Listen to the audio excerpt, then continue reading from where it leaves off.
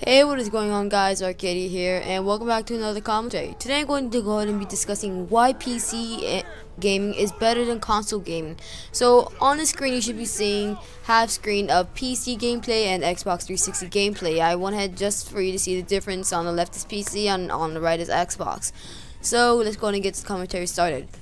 I am going to go ahead and be explaining why PC is better, and we all know that PC is better, but you know, there are some people that feel more comfortable with Xbox, so I'm not going to be hating on it.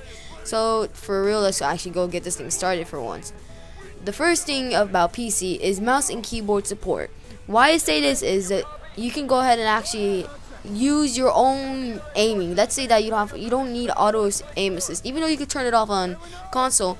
You get more of that accuracy since the mouse, it has more let's say tracking area, since you can move it around much more freely. And in the keyboard, you have more hotkeys and more keys, which is basically like more buttons on your controller to do more actions. Now the second reason is high screen resolutions, and what I mean by this is you can go ahead and play on any big monitor and you can still get about a solid 80 FPS if you have a good enough computer, depending on what game you're running. But what I mean by this is, by high screen resolutions, you could go to run on a 1920 by 1080 or 1080 by 720 or whatever you run on. I run on 1920 by 1080, but that's basically what I like to run on. Right here is just PC, so later you will be seeing just Xbox, but I prefer 1920 by 1080 because those are just high screen resolutions, and basically the screen is closer up to me and I don't have to go ahead and be doing anything. The third reason is free mods. Now, but what I mean by these mods is basically mods. I'm not talking about the hacks, but if you are a hacker, okay, whatever. But by mods, I mean mods are used to customize the game. Right here, you see Xbox, but mods are used to customize the game. You won't really be seeing that much on Xbox, but like mods, you can go ahead and get different map expansion packs that are made by users of the community. And what you can also do is you can go and put in, like, let's say Call of Duty, you can put in zombies in multiplayer, so you can go and put like zombies on let's say Raid or Hijacked or my favorite map, Carrier. You can go and put anything on it. You can even customize anything you want. Now the fourth reason is upgradable hardware, and what I mean by this is you can go and customize the PC in any way you would love to. You can go and just put anything you really want in there, and if you want a decent, awesome gaming PC, you're not gonna have to spend that much, which is you're gonna have to spend like around $600–500. And for upgradable hardware, if your PC starting to get outdated and your graphics card is starting to get old and everything, you can just basically unscrew your computer and just go ahead and upgrade your hardware. Unlike Xbox, you have to wait about, or consoles, you have to wait about like 7 to 10 years, and that's going to take a long time just for them to upgrade their hardware.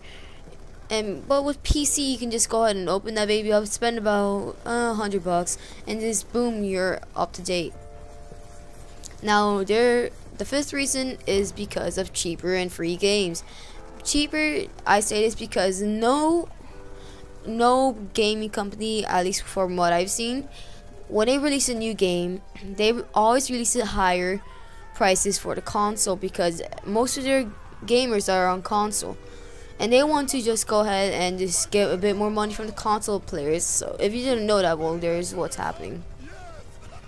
And for PC, they don't see too much. The only thing they see on PC is free games, or if they really like to, they could just go on and lower the price down, drop it. But you can go and get free games on the PC. So let's say like Black Ops 2 is already out now for the PC for free. That's like crazy, because you know everyone would like that, but unfortunately not everyone has a good enough computer. I mean, I think a laptop can run Black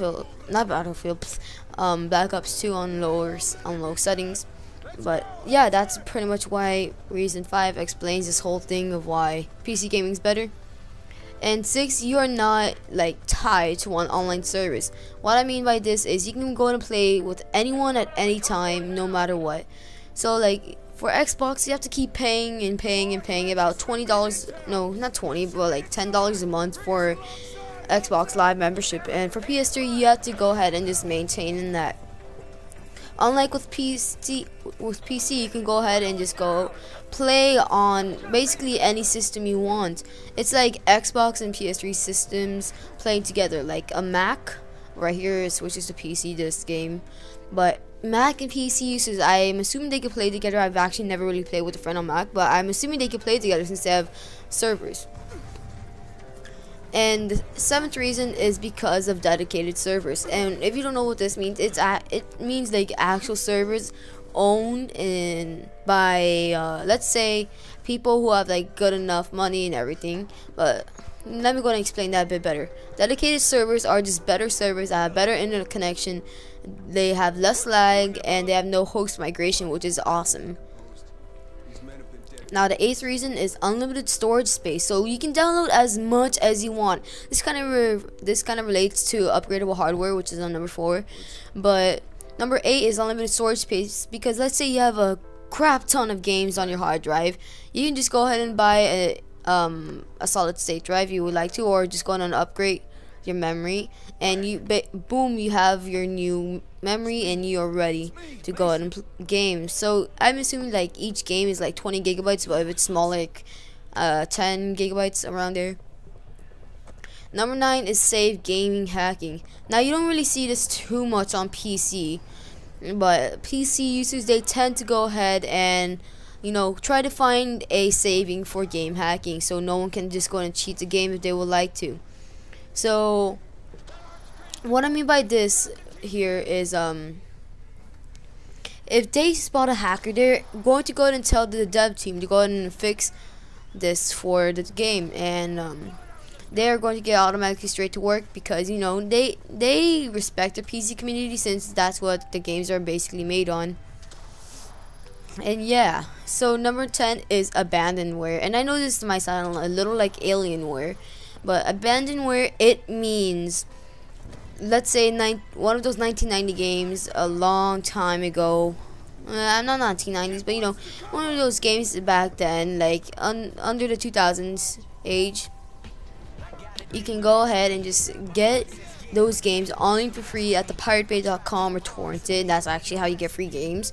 But you can go ahead and get those old games that you missed right back on your PC, so you don't have to be worrying about like going all over town or the whole world just to find that one specific game. You can just go and search it up on Google, and boom, it's right there. So I hope this explains to you why PC gaming is better than console, and if you are more of a console fan, I can understand. I'm more of a console fan because PC, I don't feel right to it, since I don't have that perfect gaming PC, but soon I will be switching to gaming PCs. And as always guys, thanks for watching, and I hope you can go ahead and just learn a little something out of this. And as always, please like and subscribe, that would really make my day, and thanks for watching. Bye.